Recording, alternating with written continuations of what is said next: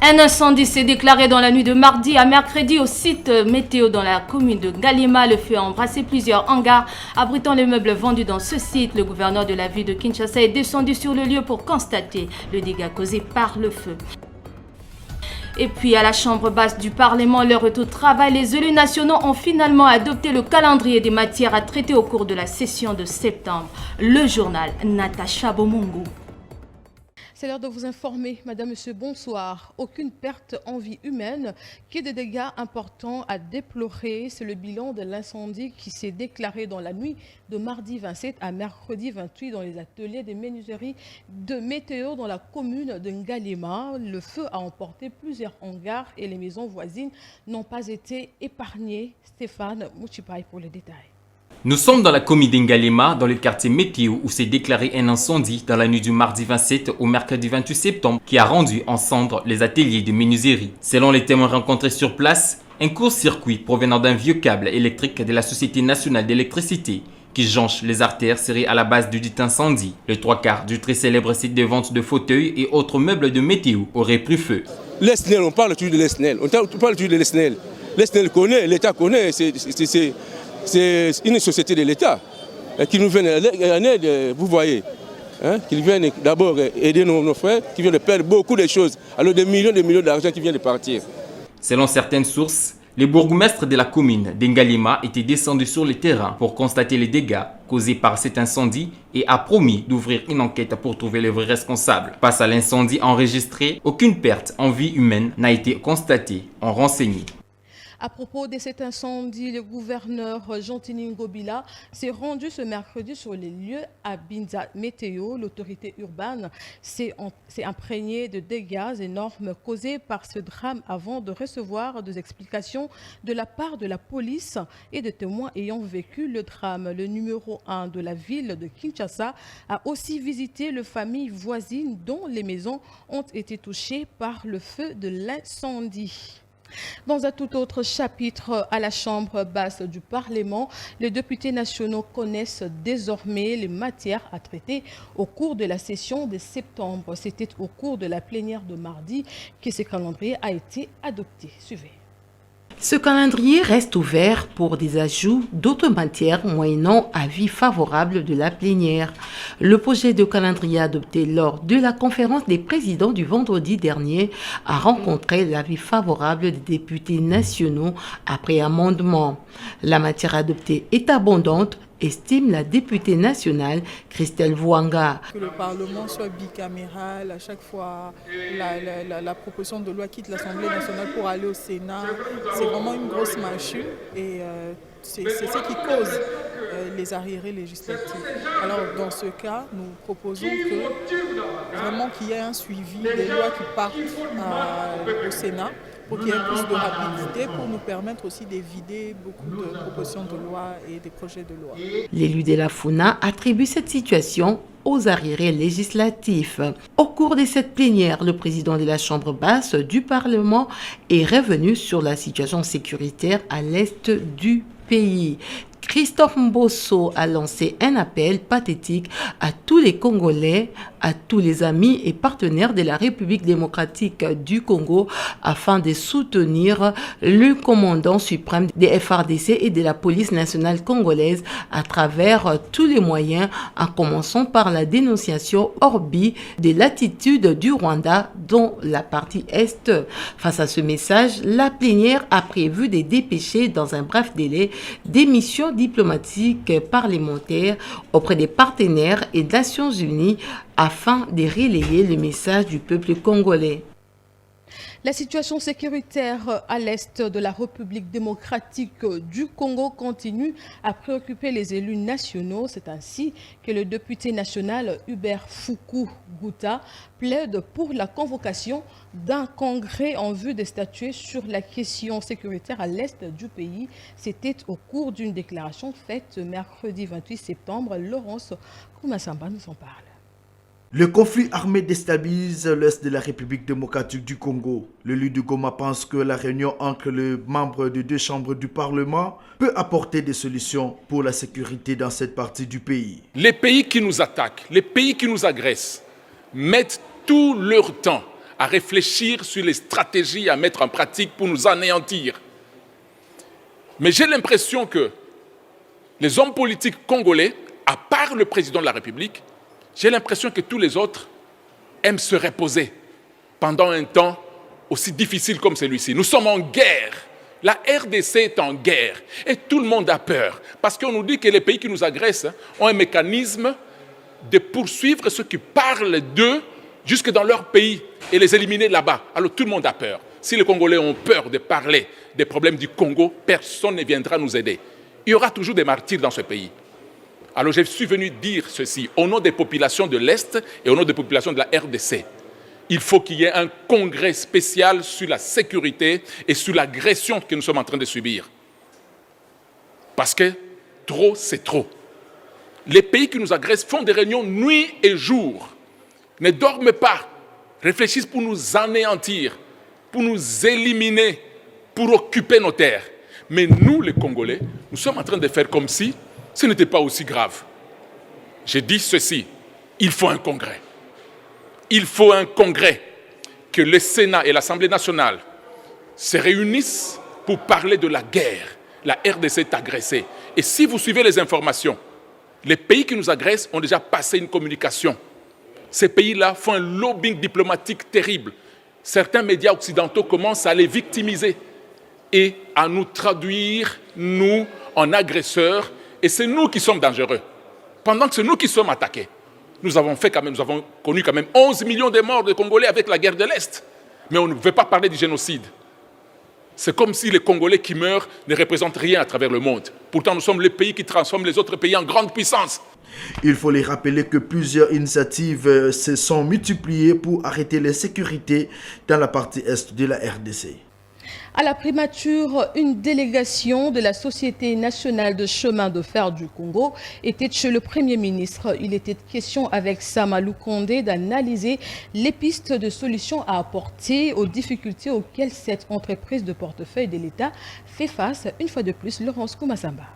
Le Premier ministre Jean-Michel Sama Lukonde a reçu ce mardi 27 septembre 2022 à la primature une délégation du comité de gestion de la Société nationale de chemin de fer du Congo, SNCC en sigle. Conduite par le directeur général Fabien Moutombe, il était question au cours de cette audience de présenter au chef du gouvernement les multiples problèmes de fonctionnement auxquels la SNCC fait face. Selon le directeur général, quelques problèmes majeurs portent préjudice au fonctionnement régulier de cette entreprise de l'État. Il était tout à fait normal d'en faire partie au Premier ministre pour des solutions idoines. Ce qui est important d'abord, c'est de faire voir aux téléspectateurs, ceux-là qui sont en train de nous suivre, que la SNCC, c'est une affaire qui traverse 12 provinces. Ce qui fait que si la SNCC a des petits soucis, c'est pratiquement l'ensemble de la République qui le ressent.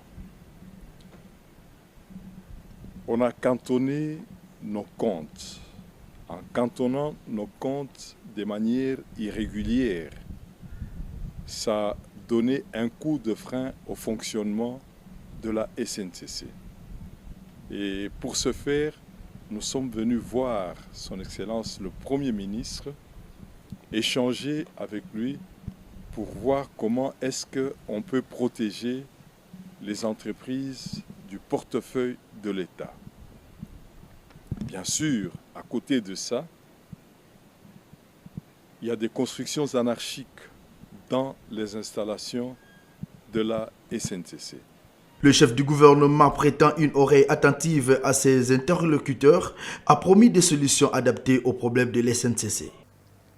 Prenons ce communiqué officiel de l'EPST. Le cabinet du ministre de l'Enseignement primaire, secondaire et technique porte à la connaissance du public en général et aux finalistes ayant décroché leur diplôme d'État en 2015 que les titres de fin d'études scolaires ont été déjà imprimés par l'Hôtel des Monnaies.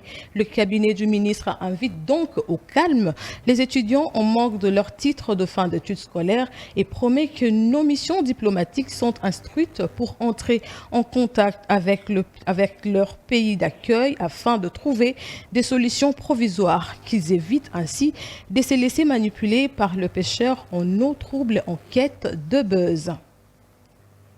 Autre chose, la journée mondiale du tourisme a été célébrée avec pompe mardi à Kinshasa, organisée par le ministère national du tourisme. Cette journée a été placée sous le thème « Repenser le tourisme autour de la gastronomie et de la rumba ». Fadilène revient dans ses reportages sur cette célébration. Suivez. Marqué par le thème choisi par la République démocratique du Congo pour célébrer cette journée, le gouverneur de la ville de Kinshasa a rappelé comment la capitale congolaise a marqué le monde de par sa culture unique. La quinoiserie est devenue avec le temps un état d'esprit, constate Jean-Teddy Ngobila.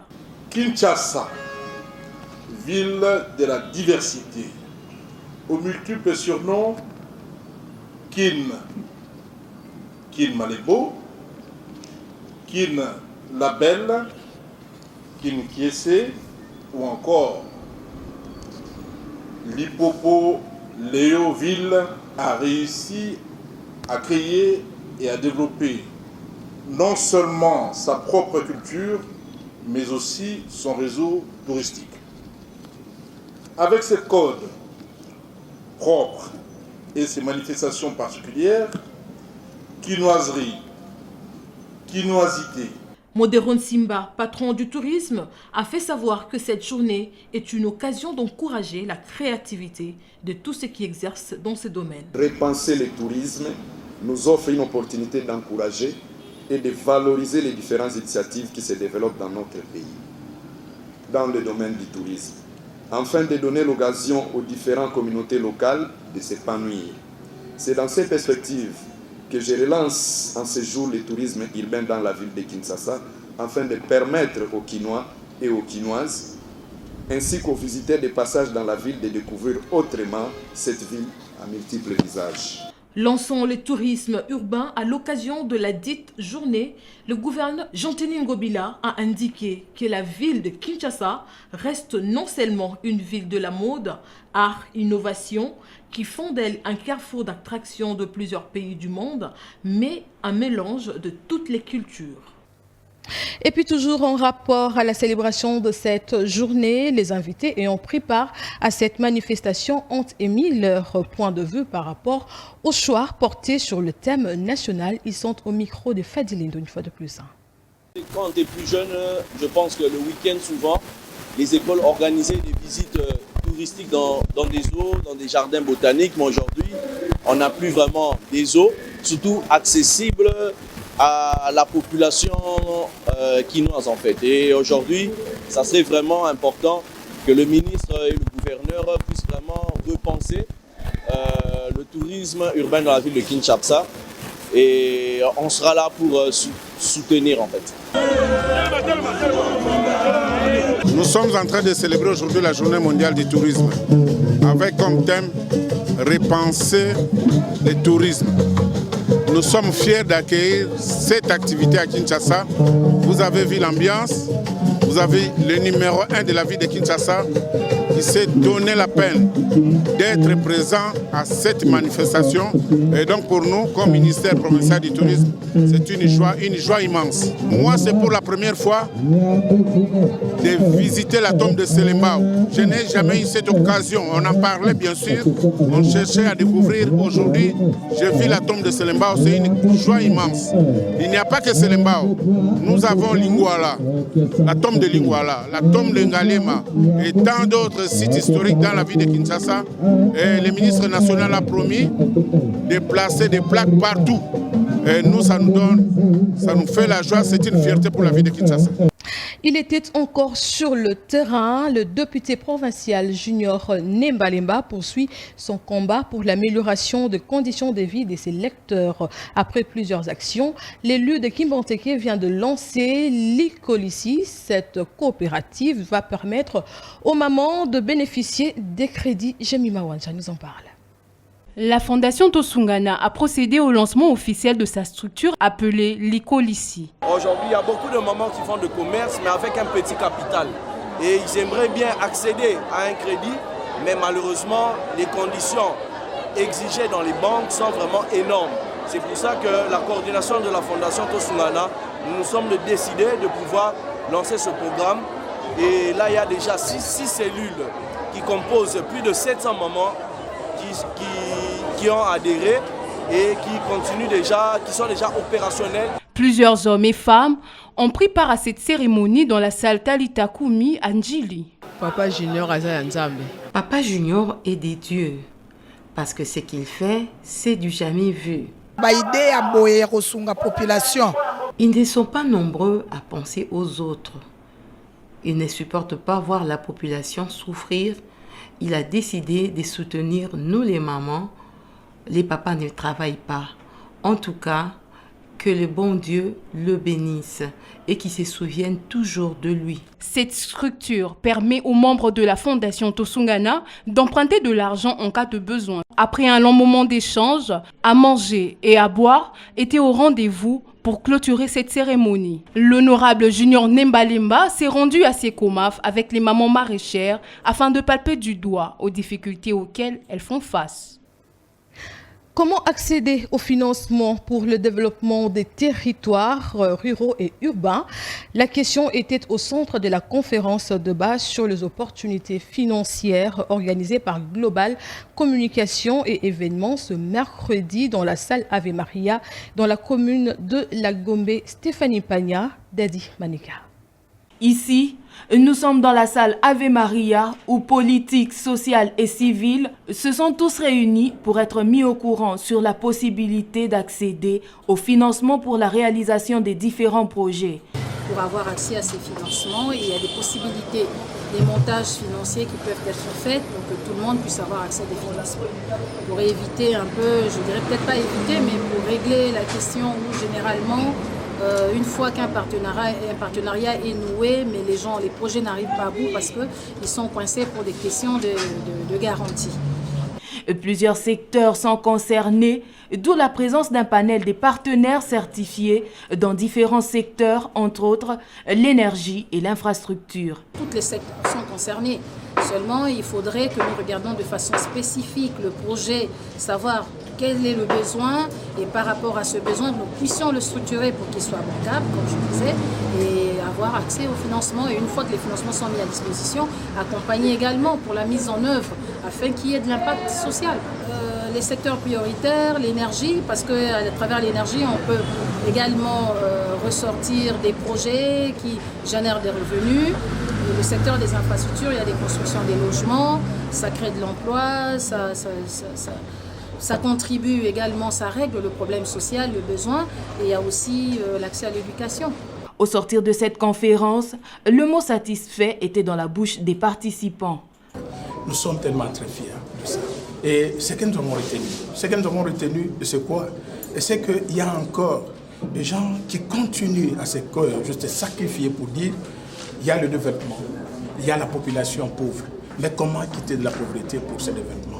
Comme étant des intermédiaires, nous devons les encourager. Il est donc nécessaire de faire une étude approfondie du projet et savoir son estimation afin d'avoir Intelligence artificielle, e-gouvernance et accès à l'information, c'est autour de ces thèmes que les participants à la conférence sur le droit à l'information ont échangé ce mercredi 28 septembre à Sultani Hotel. Il a été question de discuter sur la mise en place des mécanismes par la CENI pour un meilleur accès à l'information électorale. Jocelyne Mwanda Kikoyosa. C'était en présence du rapporteur de la CENI et différentes autorités qu'a eu lieu ce 28 septembre le forum sur le droit à l'accès à l'information. Membres de la société civile et journalistes des différents médias étaient tous au rendez-vous, étant donné que ceux-ci ont le devoir d'éclairer les consciences et les intelligences en communiquant des informations utiles à la connaissance du public en période électorale. La problématique du droit à l'accès à l'information électorale a été au centre de leurs échanges. Puisque la RDC se dirige déjà vers l'organisation des élections en 2023, le rapporteur de la CENI, Patricia Ntea, a premièrement rappelé la mission que joue la Commission électorale nationale indépendante avant d'évoquer la mise en place de mécanismes de l'accès à l'information électorale. C'est à vous de nous dire quelles sont les innovations, mais sinon pour nous, nous avons ouvert, nous avons amélioré l'accès à l'information, pour ce qui nous concerne, mais nous avons aussi amélioré, comment je peux dire, bon, je l'ai dit, l'accès à l'information, que ce soit avec les parties prenantes, que ce soit même avec le cadre de Le secrétaire exécutif du collectif 24 a à son tour rappelé l'importance des différents mécanismes de l'accès à l'information comme gage des élections transparentes et apaisées à l'ère du numérique. Le plan de décaissement ne peut pas être mis à la disposition du public. C'est encore une manière d'affirmer tout haut qu'on cache l'information à la population. Donc, lorsqu'on va aller tester les kits et qu'on n'accrédite pas directement les observateurs, ça pose un problème. Alors que nous, en observant, on a constaté que des fondamentaux, des agrégats qui fassent qu'on puisse identifier les lecteurs ne sont pas pris en compte. Et notamment, il n'y a pas de sexe qu'on ne prend pas en compte, et des sectes de quelqu'un, on ne prend pas en compte du lieu et date de naissance de la personne, on ne prend pas en compte les parents, les villages, ainsi de suite, alors que ce sont des éléments qui doivent nous renseigner que la personne est réellement congolaise. Mais si on se limite seulement à l'empreinte digitale et la dimension qu'on a ajoutée au niveau de l'œil, mais cela, c'est à tout le monde. On va même prendre un étranger parce qu'il a ça, mais ce qui ferait qu'on enrôle les Congolais, c'est justement ces éléments qui manquent et qui n'ont pas été pris en compte dans les kits d'enrôlement qu'on est en train de vouloir placer maintenant sur le marché public. Retenons que la Commission électorale nationale indépendante a publié jeudi 3 février sa feuille de route pour les prochaines échéances électorales prévues en 2023. C'est la fin de ce journal. Merci de nous avoir suivis avec beaucoup d'attention. Le prochain numéro d'actualité, c'est demain sur la même chaîne à la même heure. Entre-temps, restez branchés sur le programme de Tosungana Télévision. Au revoir.